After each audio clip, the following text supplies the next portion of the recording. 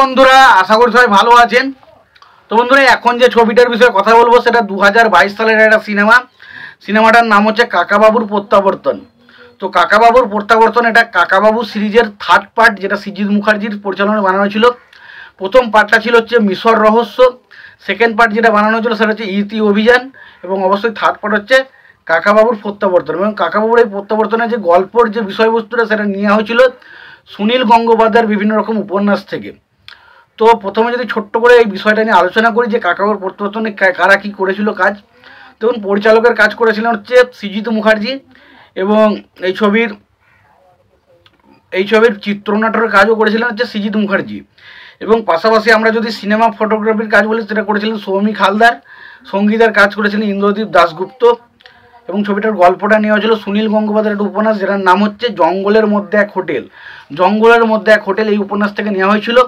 এবং ছবিতে যদি অভিনয়ের কথা বলা হয় তো অভিনয় দেখুন, সৃজিত মুখার্জি একটা ছোট্ট চরিত্রে ছিল, বাকি অনির্বাণ চক্রবর্তী ছিল, এবং তাছাড়া প্রসেনজিৎ চ্যাটার্জি, আরিয়ান ভৌমিক সহ আর অনেকে ছিল ছবির মধ্যে। তো এই ছবিতে মোটামুটি 3টে গান রয়েছে। তো গানগুলো দেখুন, গানগুলো আমার কাছে যে খুব বিশাল মজা পেয়েছি না, ঠিকঠাক গান এবং ছবি অনুসারে ঠিকঠাক লেগেছে। তবে ছবিটা দেখুন, বাকি সৃজিত মুখার্জির যে কাকাবাবুর যে সিরিজটা রয়েছে সেই সিরিজের তৃতীয় পার্ট তো, এবং এটা বাকি দুটো ছবির থেকে অনেকটা উইক। তবে ছবিটা বেশ ভালো, তবে বাকি দুটো ছবির থেকে অনেকটা খারাপ ছিল।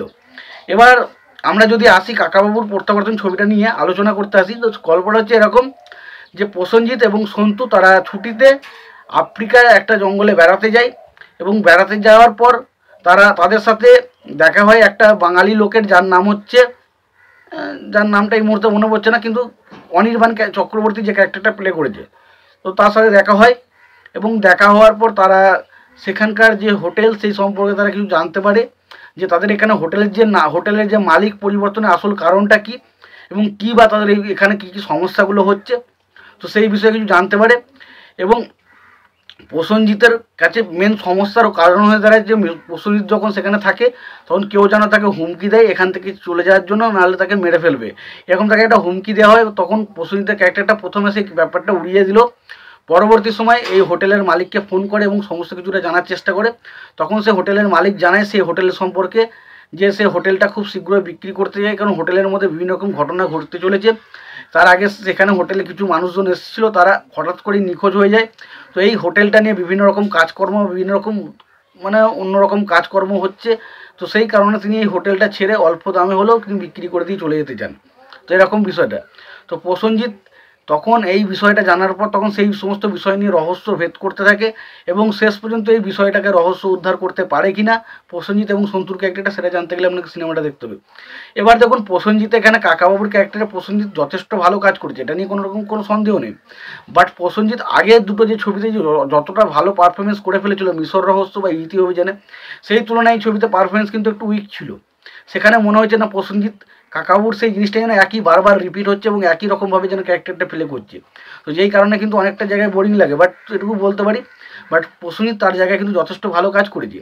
এবার যদি আরিয়ান ভৌমিকের কথা বলি, যে প্রসেনজিতের সাইডে ভাগ্নের ক্যারেক্টার প্লে করেছে সন্তু, তো সেই ক্যারেক্টারটা আরিয়ান ভৌমিক, তার জায়গায় কিন্তু সে যতটুকু কাজ পেয়েছে কিন্তু তার জায়গায় সে যথেষ্ট ভালো কাজ করেছে। এবং পাশাপাশি সৃজিত মুখার্জির একটা ছোট্ট ক্যামিও রয়েছিল, সেই জায়গাটার কাজ কিন্তু বেশ ভালো।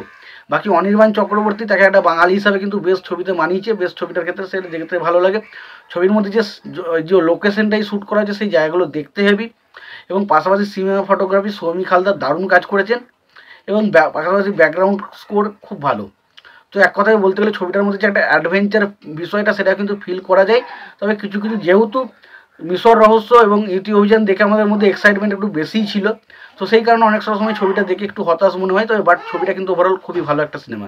তো এই ছিল মোটামুটি এই ছবিটার রিভিউ। তোমাদের এই বিষয়টা নিয়ে কি মতামত তোমরা জানিও। তোমাদের যদি ভিডিওটি ভালো লেগে থাকে লাইক কমেন্ট শেয়ার করে দিও। চ্যানেলটা নতুন হয়ে থাকলে অবশ্যই তোমরা চ্যানেলটা সাবস্ক্রাইব করে নিয়ে পাশে বেল আইকনটা অবশ্যই প্রেস করে দিও। ভালো থেকো, সুস্থ থেকো, দেখা হচ্ছে পরের ভিডিওতে।